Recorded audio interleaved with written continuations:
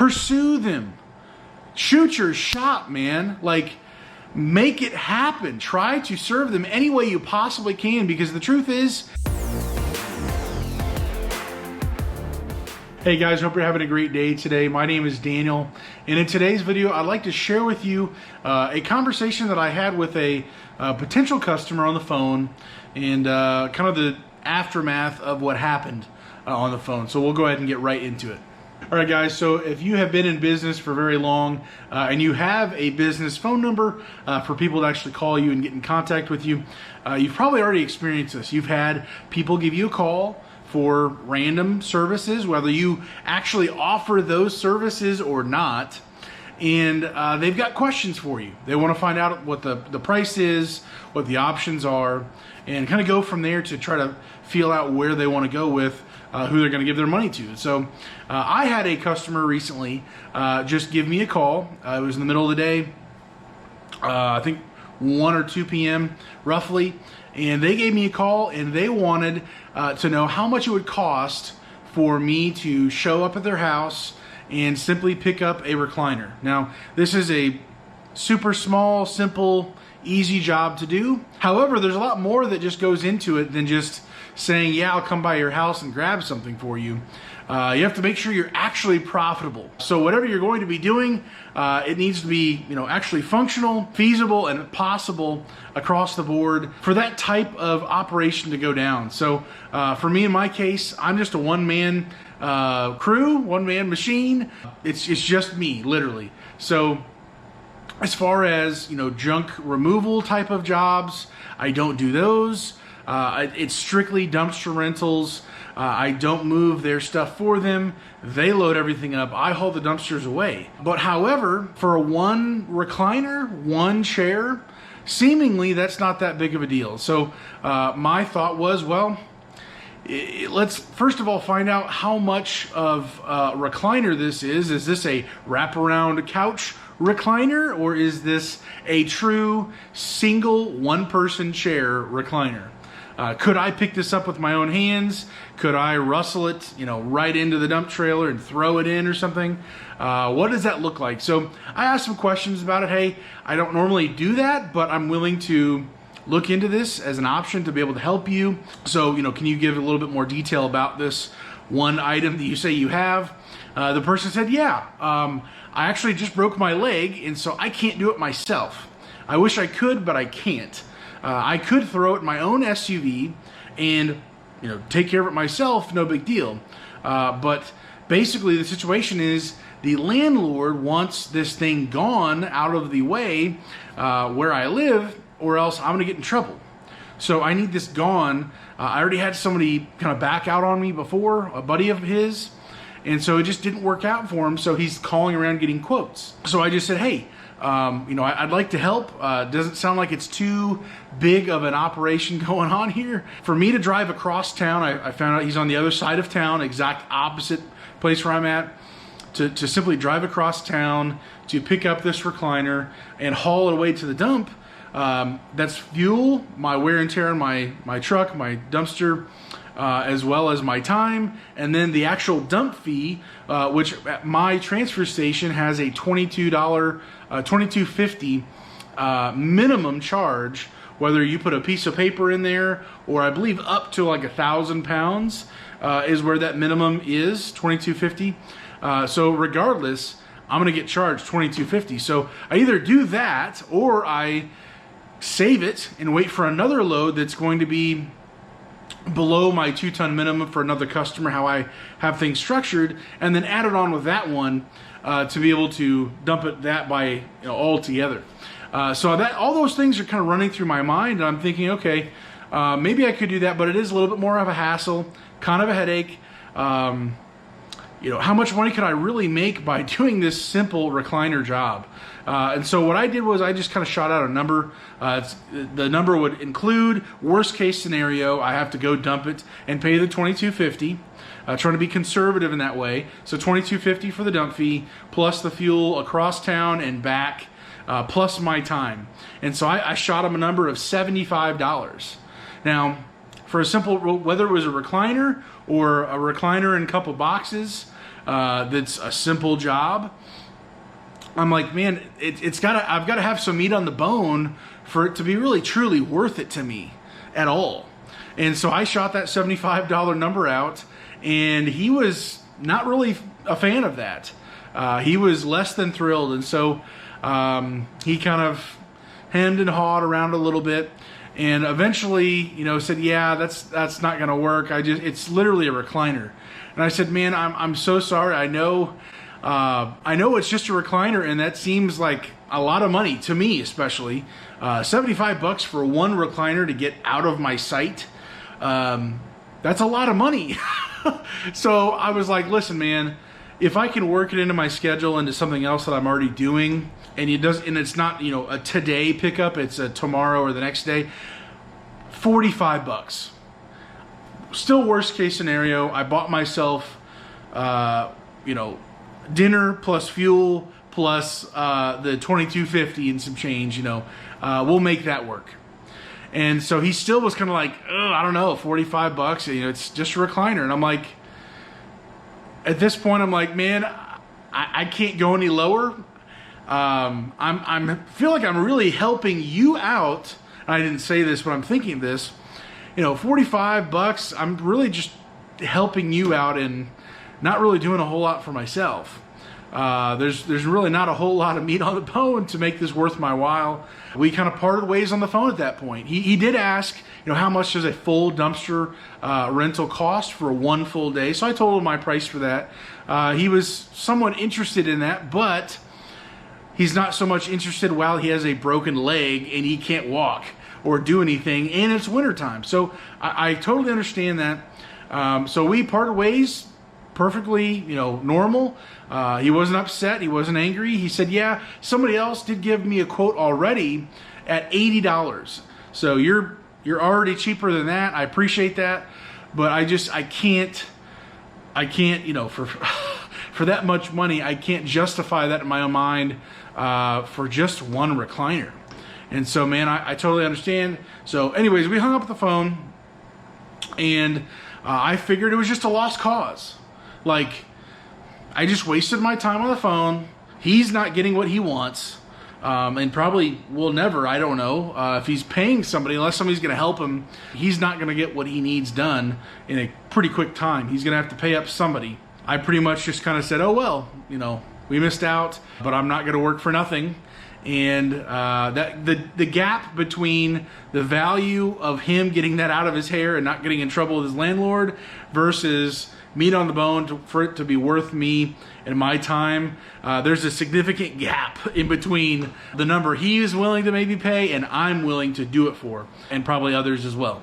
So I just kind of chewed on that for a couple hours, just thinking, is there anything to learn from this? Is there, is this truly a lost cause? Like, he did ask about the full day rental for the 15 yard that I've got, and is there any way that I can make this work for this guy, but not sacrifice my business and waste my time and just make a fool of myself, working for nothing, paying to be able to work for him? I thought, well, he did say it was a small enough recliner. One person could load it into an SUV. He said he has an SUV. I have an SUV.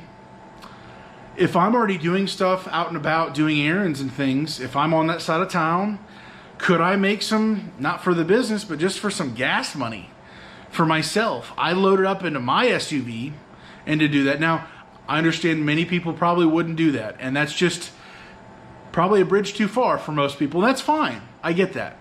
But I'm literally trying to say, how can I say yes to as many people as possible? That's really the name of the game for me. I'm not going to work for nothing. I'm not going to work to be able to pay somebody else to work for them. I need to make money. I need to profit off of each job I do, unless something epically fails. However, is this a hill to die on? Is there any way I could possibly say yes to this guy? And so I just took a shot in the dark. I texted this guy, and I simply said, hey man, it doesn't really make sense for my truck and trailer to do that across town, for all the fuel, wear and tear, my time, all that stuff. It's just kind of overkill for one item, and one item that could fit in a SUV. So what if is it possible for me to show up in my SUV? If you said it fits in an SUV, could I show up and put that thing in my SUV and do it for maybe a little bit less money, but at my convenience, with a lot less operating costs on my end of things, and to still try to be able to say yes to you and help you out? And so he responded with, I think I already found a buddy to help me, and really appreciate you trying to find a way to, I can't remember exactly what he said, but to try to help me out, basically, essentially. So I was like, man, happy for you. Hope you have a great weekend. That's great. So he followed up with, definitely got a future customer for sure.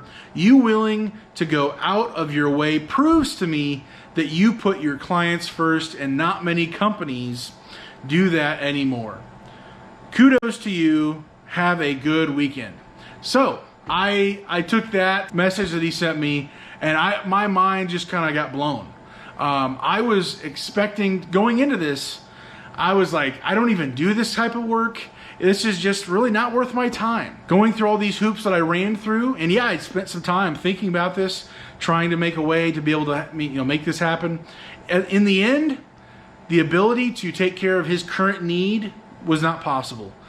He found probably somebody to do it for free, his buddy, to be able to help him out. However, by putting in the effort, trying to have that customer service that I'm striving for, to just overwhelm them with options and me just trying to do anything possible to make things right, to take care of them, to be able to say yes. I ended up with a potential customer. Now, anybody could say that. He could just be really grateful right now and then forget me, that I even exist, tomorrow. And that kind of goes with the territory. But potentially I missed out on a small little win, one little nothing that really isn't worth a whole lot to me, and potentially gained a whole dumpster rental day at the minimum, maybe even more. But basically, he was so thrilled with how I responded and how I was just relentless, trying to just make it happen for him some way, somehow. He's like, dude, you've overwhelmed me with trying to make it happen. How can I not give you my business? Like, you have been persistent in trying to find a way, trying to make it work for your end and my end. And it's just, you got a future customer. And so someday maybe I'll make a video if he does come around and actually use me. But I just wanted to share this situation with you because some could say I wasted my time. Those jobs aren't even worth the attempt. I could have lost money if I did it for even less. A whole bunch of ifs. However, because I was trying to be honest with him, first of all, I said, it's got to be worth my while, but I also understand one recliner is not worth that much. I call me a cheapskate. I wouldn't want to pay $75 or $80 for another company to come by and pick up one recliner, literally toss it in a dumpster and drive away. Like, that's ridiculous. But in the process, I've potentially gained a vocal, positive customer who's going to be singing my praises to whoever he knows because of the kind of relentless pursuing of his business that I could get. And he thinks he deserves, which I think anybody, if you're going to pay me money, you deserve the absolute best I can give you. So for us, for you, maybe in your business, whether you're taking these phone calls, whether you're getting these emails or Facebook messaging off of your Facebook page, whatever that looks like for you, the small little wins or small little jobs you might be able to get that maybe fizzle out, that don't work out. Don't just, in my opinion, don't just roll over and just play dead. Oh, well, I guess it's just another person just out the door. Didn't work out. No. Pursue them. Shoot your shot, man. Like, make it happen. Try to serve them any way you possibly can, because the truth is, if you keep on doing that, you might get somebody down the road who says, yes, you know what? I see what you're trying to do, and I see your intention, I see your attitude, I see your heart. They're not going to say that, of course. I see what you're doing. and I like it. I want that. Whatever the price may be, it could be more than they would normally have been willing to pay for, because you sold yourself to them. Maybe not the job. In this case, I lost the job, but apparently I won them buying me. They want me in the future. No question about it. Future customer, definitely. Looking up to me as other businesses maybe don't do this kind of thing. Maybe it's the luxury of being a smaller business, that I'm a one-man show, so I'm able to do this type of thing. But I got to tell you, this type of attitude, this type of framework, I think could be bigger than just a one-man show. It could be a culture in a business. I'm sure there's different things, how things scale and whatnot, but I just want to share this with you guys because I think this is, for me, this little situation right here, which probably seems like nothing at all, I think this is a pivotal moment for me.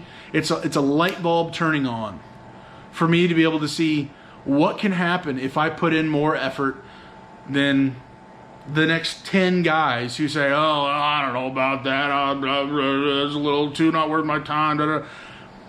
Potentially, I just won a lifelong customer. How much is that lifelong customer worth? Because I spent 20 minutes on the phone with him and then 5 minutes texting. I put in that little degree of effort and potentially won a lifelong customer. Who knows how much money that could be. At scale, I think that turns into a lot of money if that's the type of operation that you're running in your business. So anyways, this is my situation. I'm happy about this. I consider this a win. I don't think I wasted my time. I think I won one more person over on my team who wants to utilize me, use my services, hand me money, and I get to serve them, and hopefully they tell even more people about that. I think that's a huge thing. So anyways, don't ignore the phone calls. I know over at Hustle Nation on his YouTube channel, he talks about, actually having your phone on and not having your voicemail filled. So make sure your phone is on. Make sure you're able to say yes to as many people as possible. And don't just nod these phone calls off that maybe you don't want to be involved with. Try to find a way to be able to say yes to these guys. You may just gain a customer for life, and it be really worth your while. So anyways, hopefully you have a great day today, guys. Stay safe and God bless.